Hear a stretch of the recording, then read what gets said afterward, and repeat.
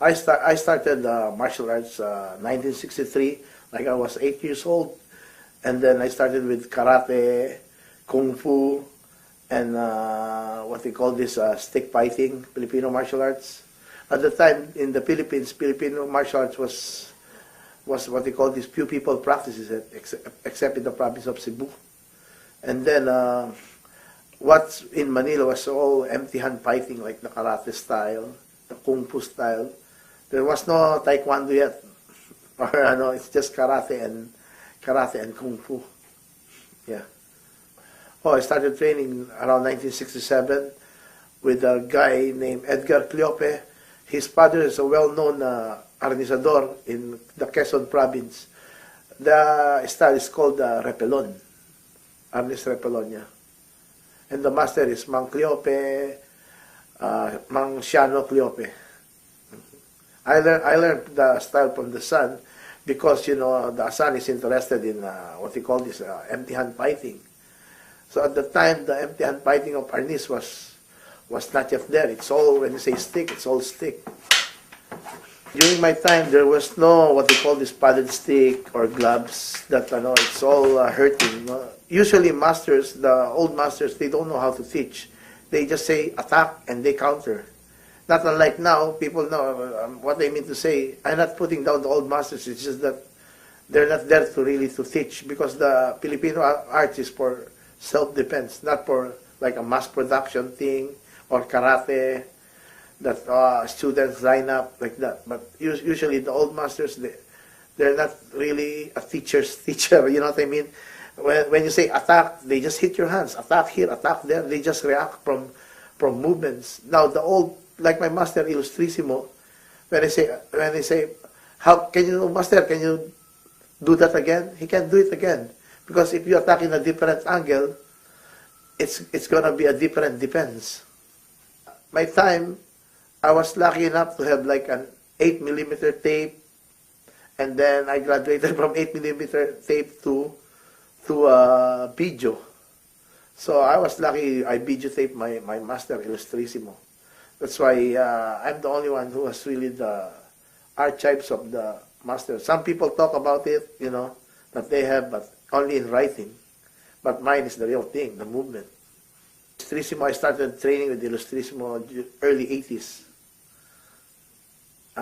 From there up to his, what they call this, until he died, yeah. How was the training with him? Oh, it's painful. Because as I've told you, the master just, actually, my master became even better, because you know why? As if he's the one being taught. Because every time we attack him, he just react and react and react. I have footage of him in his early times. It's different. His movements were different. Then the later times, he became even better than the old. If I compare what you call the old tapes from the new tapes, he's better. Yeah. Ilustrisimo, the art of Ilustrisimo, Antonio Ilustrisimo, is a bladed art. It's not really a stick fighting art. It's a bladed art, and he used it really for what we call this, for defense, because he was fighting already during the Japanese time.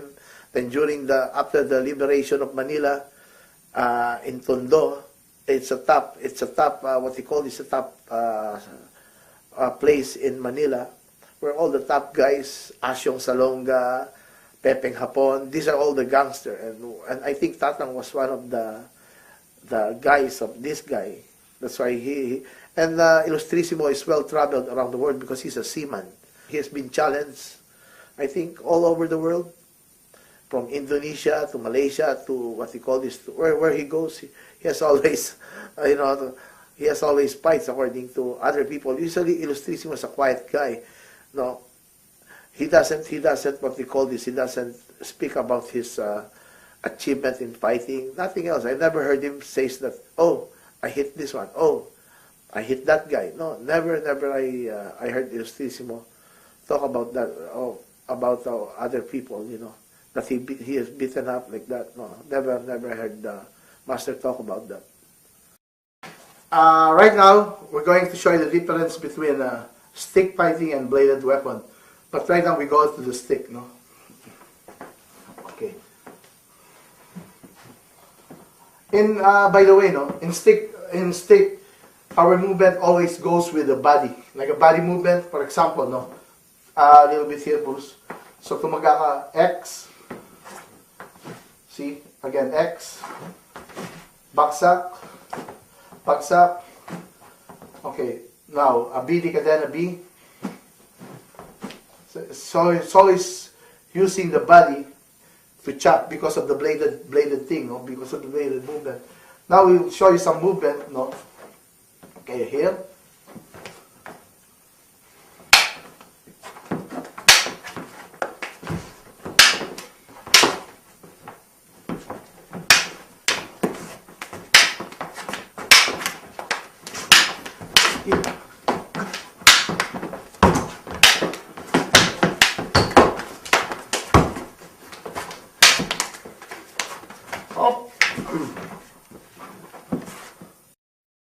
The title of our book is called Ilustrisimo, meaning the blade of Ilustrisimo. If, as you can see, no, I have tapes, no, that Ilustrisimo system, when he moves with the stick, oh, it's good, so good. But if you see the way he moves with the blade, much better.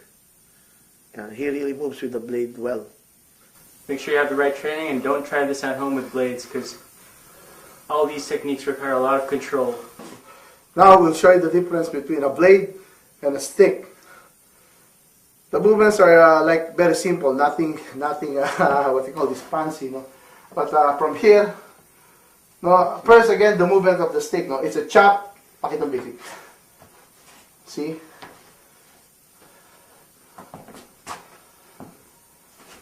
See.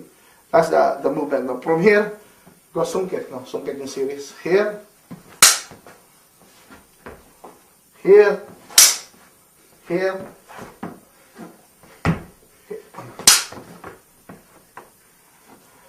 Now, again, as what we call this, by the way, no, I was saying about the footwork. We do a lot of what we call this, the X stands. See, lutang, that movement, very simple, this one. And we also do a paupo. Paupo means to sit down, no? Sit down, Bruce. Paupo. 1, up, 2, up, 3, up. Here, with a rubber knife, no, we can practice the paupo. It's like a baiting system. Here, tap, here, tap. See,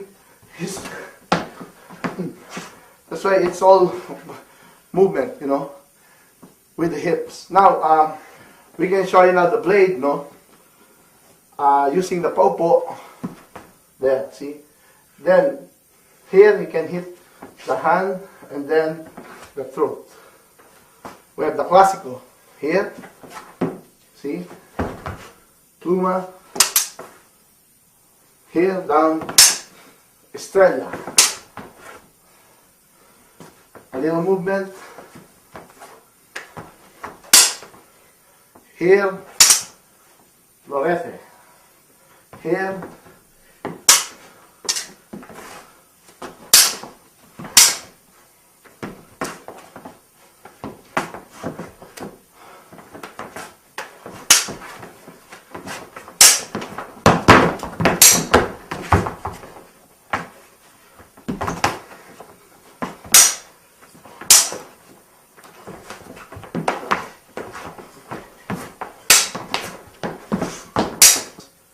From the thrusting,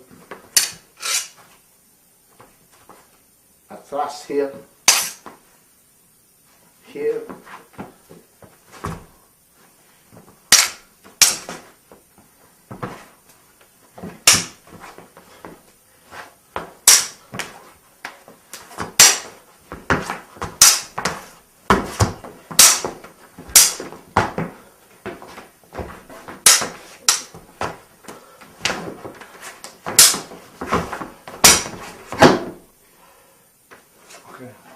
disarming, you know, you can hear, you can disarm there.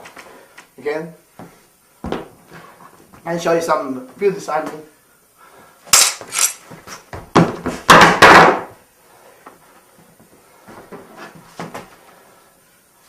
Hop. Oh. This one. Now, so that's Kali Ilustrisimo in a bladed form. If you really know, you're into it, you can see the difference. Into Filipino martial arts, you can see the difference between that one. It's not all like pores to pores. You can see the stick. Some styles are bragging about stick with the blade. You can see the blade like a saw. You see, because it really tangles with the blade, and you can see the friction. But in Ilustrisimo, it's seldom meet blade with blade. Yeah.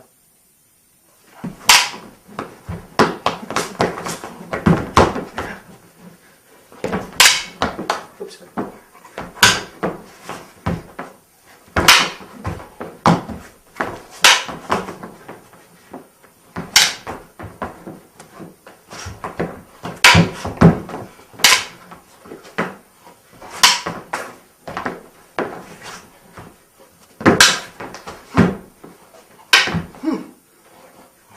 Me, Philippine martial arts, so I started to teach Philippine martial arts during the 70s because, again, I've learned the style from what they call this from other instructors. That's why when I saw Ilustrisimo, I can see the difference already. Like, again, I started with that Repelon Arnis, and then I went to Dr. Guillermo Lengson, who's the head of Capipil, Karate Federation of the Philippines. It's a well-known association in the Philippines. No, I think it's the #1, in fact.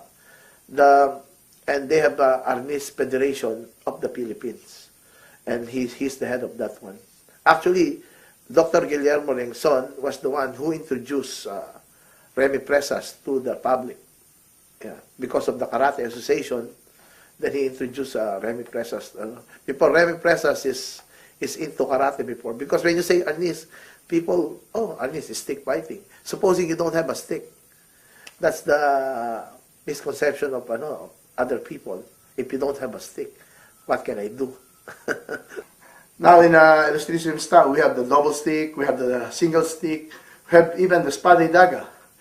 But right now we'll show you a little about double stick movement. Okay?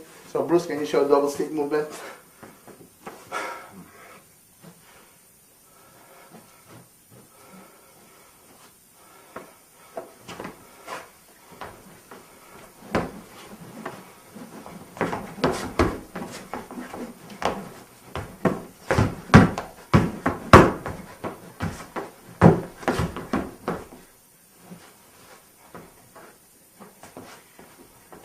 Okay, now we'll show you the application of the double stick movement.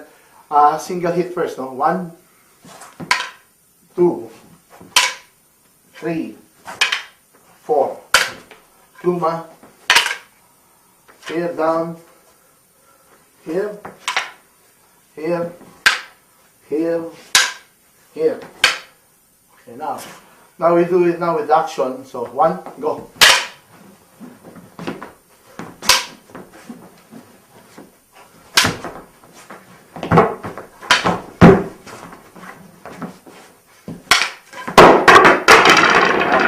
It's just like knife defense, no.